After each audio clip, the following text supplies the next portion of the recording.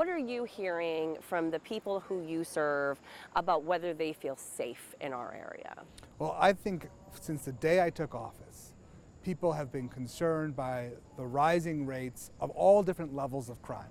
Obviously, we care and we hear about homicides and car thefts, but it's the smaller things too. Just this feeling of uneasiness. And so whether you live in the inner city or whether you live in a suburban town, people have questions about public safety. That's why I think I've been a leader on public safety, addressing these issues, entering legislation, voting on legislation that I think makes sense to improve the quality of life for Monroe County residents. But overall, public safety is probably the number one thing we hear from our constituents who are calling our office saying, how can I get more information about this? What do I need to know?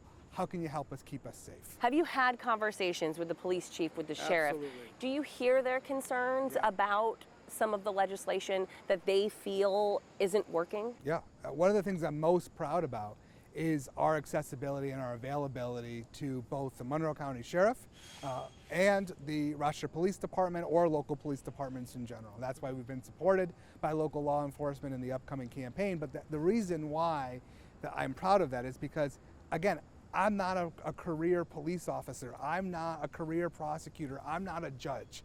What my role is here is to create sensible public policy that protects families here in Monroe County, but also gives the tools necessary to a police officer, to a judge, to keep us safe. And there have been some examples that they, I'm sure, have brought to you of this guy was out on parole and he reoffended. This guy was out on probation and he got into a car chase and killed someone. They often point back to the policies. If not for this, he would have been behind bars. If not for this, he would have been on parole and been monitored. Do you look at those situations? Do you see where those connections are? And is there anything you consider changing? Public safety is really a comprehensive conversation. I call it the 3 Ps. You've got prevention, you've got policy, and you've got punishment. And you need all 3 for the system to work. So a lot of times we focus on prevention, right? What are those organizations that are doing the gang intervention work, that are in our schools to resolve conflict, or going into hospital emergency departments to prevent future crimes from occurring? That's important. The policy piece is the glue. That's what allows tools for local law enforcement or judges to be able to keep our communities safe. The punishment piece is also important because we have to send a message that these types of crimes will not be accepted in certainly Monroe County, but all across New York State. I always like to say I'm strong on justice, tough on criminals. If you commit a crime, there has to be a punishment for that. There has to be a consequence. But so many times we will hear law enforcers say, catch and release, catch and release. I've even had conversations with young people on the street and I'll say, oh, did you know this kid? Or he's like, yeah, he'll be back tomorrow. There is this sort of perception that there are no consequences. Yeah, and let me give you a specific example about how we're working to address that. So car thefts. Rochester was the outlier for car thefts, not just in New York State, but also in the country. And it wasn't just Kia and Hyundai, so that was a huge problem last summer. It's just overall, we had, whether it was gang related or not, we had an issue here. I entered legislation to stop this madness of individuals who got appearance ticket after appearance ticket after appearance ticket, but they never felt any consequence. Right? So my legislation, the Car Theft Prevention Act, would allow local judges and local prosecutors, when someone has been accused of stealing a vehicle, to be able to institute bail. Remind me, is that signed by the governor? No. So that is legislation that we entered. It's sponsored in both the Assembly and the Senate. I carry it in the Senate, and we're hoping to get a vote on that perhaps this next legislative session. There was a lot of false narratives being put out there by the legislators down in Albany that just wasn't true. And then I see what's happening, and I see so many miscarriages of justice and violence Jen, you've been in the business a long time.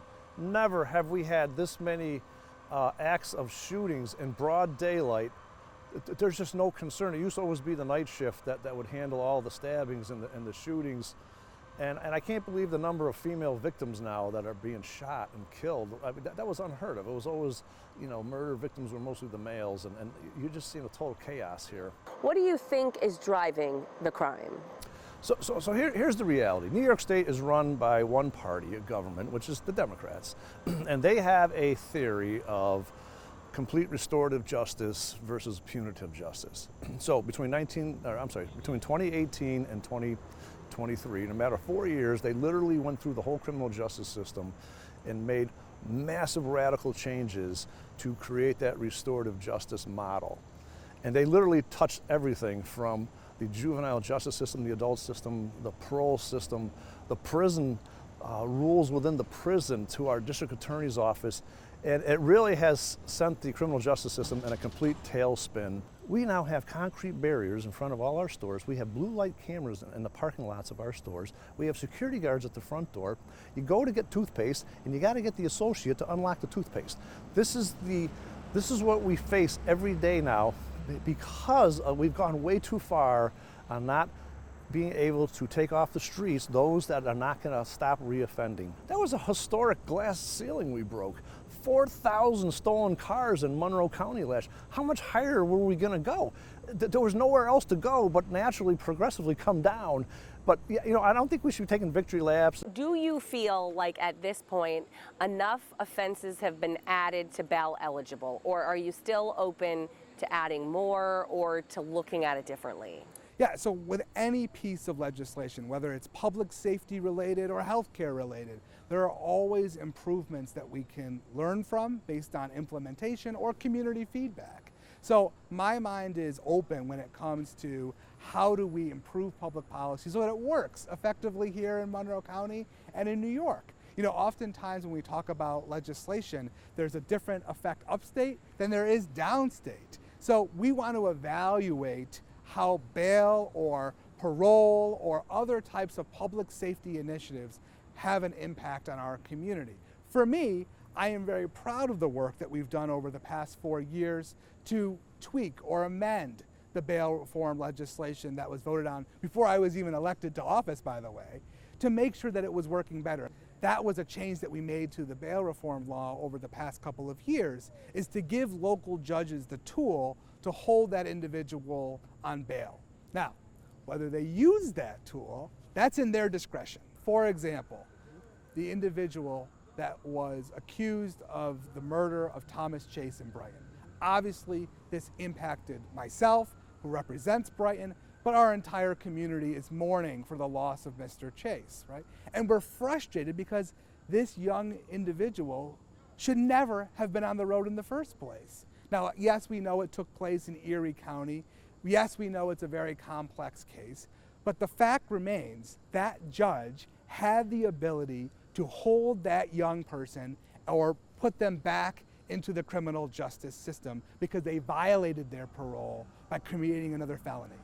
They had that ability, but they didn't use it. There have been so many changes over the last several years that they're not exactly sure, and there's not a lot of precedent set, so they err on the side of they err on the side of caution in using those changes. Is that? And that's where training comes into play. I think the legislature, something that we could do, is to put resources behind more training for, we call it the Office of Court Administration. I wasn't in Albany when bail reform was voted on, but I have voted on making bail reform work better for the citizens of Monroe County.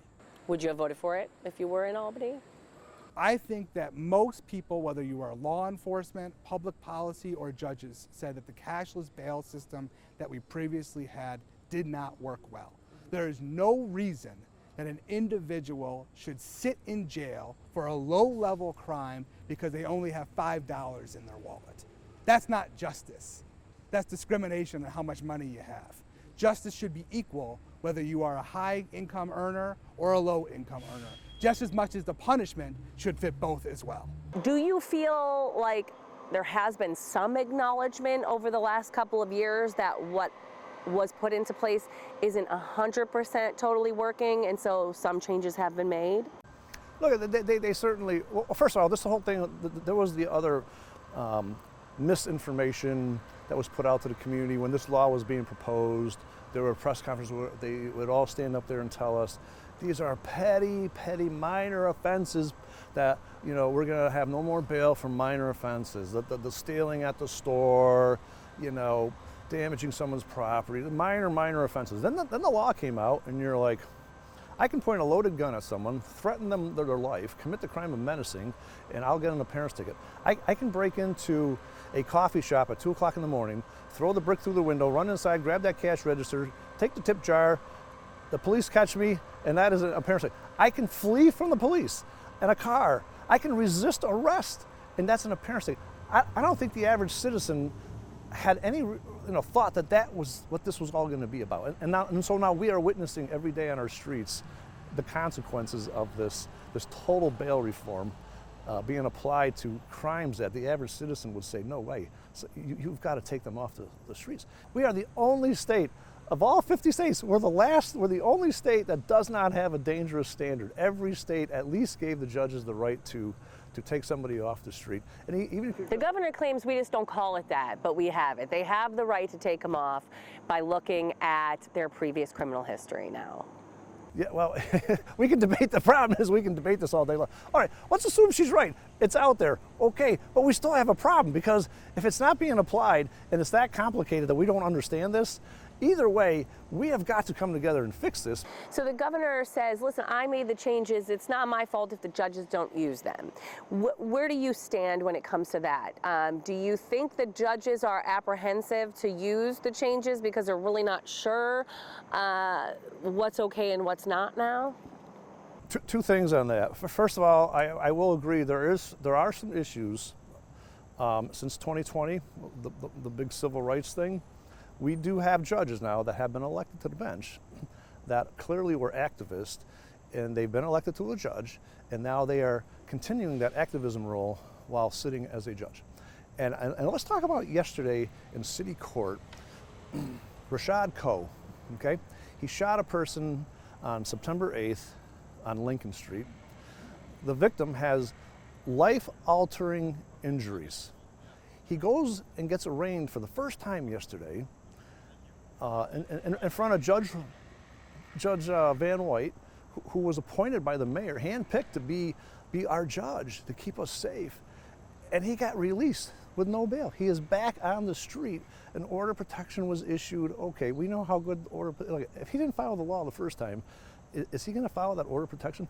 So now you're the victim, you're the witnesses to that case, and this guy is back out on the streets. Where's the millions of dollars so we can have a victim witness protection program? We don't have a witness protection program. That victim should be immediately, and any witnesses that are involved, if this is going to be the new norm, and we're going to let everybody out of jail, then we have got to have tools to protect the witnesses and the victims, to keep them safe, but be able to relocate them somewhere if need be until the trial is over. We have nothing in place to take care of those witnesses and victims. And then you wonder why people don't want to call or get involved in the criminal justice system. Let's talk some specifics here. What in the reforms is not working, in your opinion? Well, look, clearly a lot of them are not working. Well, let's start with the most deadliest. The most deadliest reform is the less is more, the parolees. That was passed in 2021, and upon the signature being signed, 8,000 parolees were immediately released from parole, which is supervision, right, to keep people honest, to help them stay true and not reoffend. 8,000 were immediately taken off parole and set free. The clients that are in the less is more, these are convicted felons who have done some pretty horrific violent crimes. And so when they get released and one of them goes off track, we usually end up with some really bad consequences, as we've seen here in the month of August with parolees. Just some truly innocent people died in August, which I think really made the governor come to town last week to try to explain this and to bring millions of dollars, 25 troopers. But a lot of that money is not being spent in the right direction. And if you talk to anybody who's in the trenches, right, that's what's frustrating, is if they would just work with the law enforcement officials, work with the district attorney's office. We're all here because we want a safe community. But that money is irrelevant. The problem is what happens after the arrest. After the arrest is the issue. So less is more is by far the most deadliest. We have direct correlations between murders in our community and this less is more program. And Jessica Romich, her anniversary of her death is coming up on September 30th, was a female Gates business owner who was murdered by a parolee who was on parole for murder, had a shotgun, and took her life. And how do you explain this to families? There's a reason why we want them home at a certain hour. There's a reason why we don't want them testing positive. There's a reason why we don't want them associating with other felons. But now they've taken away that whole piece that if you violate those, there's going to be some consequences.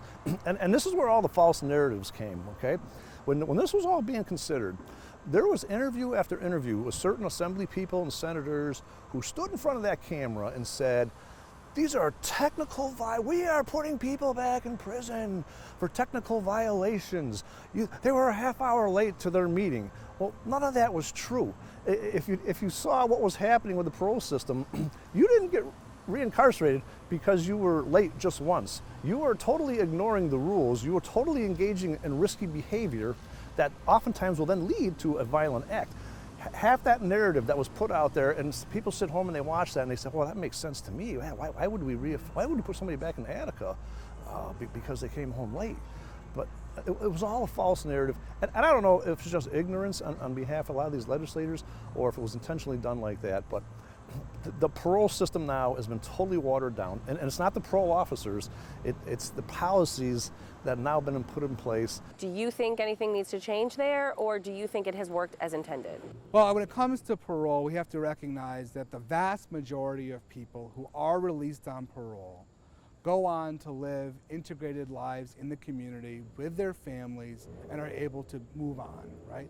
They are still on parole, which means they are still accountable to the Division of Parole, and they have to meet all their deadlines and follow the rules, right? They have not achieved true freedom yet, if you will, right? But someone who has been incarcerated for burglary is not the same as someone who has been incarcerated previously for a homicide, right? And so what we want to make sure is that it's proportionate and that the resources exist there to help the individual stay safe and help the community feel safe. One of the things that is most, I think, a misnomer, if you will, when it comes to less is more, is that we're talking about technical violations. So if an individual who is currently on parole, which means that they went before the parole board, and the parole board said, we believe this individual will be safely integrated back into the community, they have to finish their sentence on parole. If that individual creates another crime, they got to go back to jail. That's not a technical violation, that's a violation of parole. If that individual is 5 minutes late to their parole department visit, well, maybe they don't need to go back to jail, maybe they find another type of punishment. But if they're 5 minutes late 25 times, then what? Right, well, that's where there can be a hearing, and there is the ability for the Division of Parole to make an argument. Look, I've been to Attica. I just toured the Monroe County Jail a few weeks ago, right? There are individuals who have committed heinous acts in our community. And if it's safer for them to be in a maximum security prison in Attica, New York, then they need to go there, right? But if they are an individual who could be more productive in society, working, contributing back, close to their family, learning how to improve their mental health, right? If that will still keep the community safe, then we should evaluate that as well. What we want to do is break the cycle. I know the county has sort of tried to step in a little bit with its JEDS program. Where do you fall on that? Do you think it's working? Where do you see needs when it comes to punishments for young people before it gets to a point where they're in jail or prison? Yeah, that is our most vulnerable population. If there's ever a chance to change somebody, it is clearly going to be our juveniles. And it's not so much about punishment, it's about grabbing them when they commit a minor crime, stealing a car, damaging property. We have got to have resources in place to give them that guidance, mentorship to change their life. And this is what the problem was raise the age, right? We all heard the comments. You know, their brains aren't fully developed. They can't make rational decisions, so we can't hold them criminally responsible. And then we were supposed to have all these programs put in place for law enforcement to take a kid and get them that restorative help that they need, whatever that is. Well, guess what happened, right? The law gets put into place. There's absolutely no programs for us. And so you literally take a juvenile and then you drive them home and you put them right back into that same environment that may not be healthy, because we no longer have secure, non-secure beds to put these people.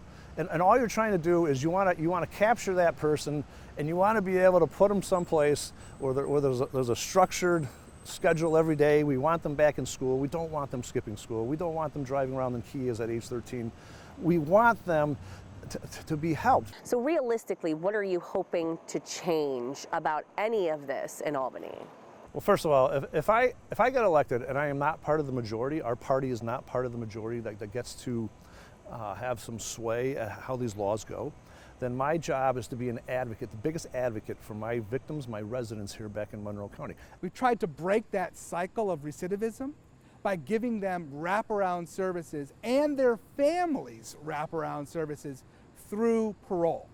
So we utilized the system that is best at monitoring and controlling individuals to allow them to have access to mental health resources, physical health resources, housing, right? Things that will prevent them from ending up back in jail. Do you think the JEDS model is something that should be considered statewide? I think so. So for you, does punishment mean jail time, or does it mean restorative practices?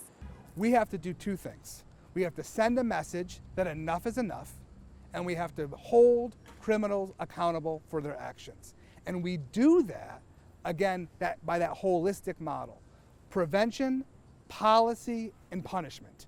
And if we don't have all three, then we're not going to change the narrative. And for me, always, it's about how do we help people achieve what they're trying to achieve. If you're trying to buy a home in a city neighborhood and you don't feel safe letting your kids wait for the bus, then we're letting you down.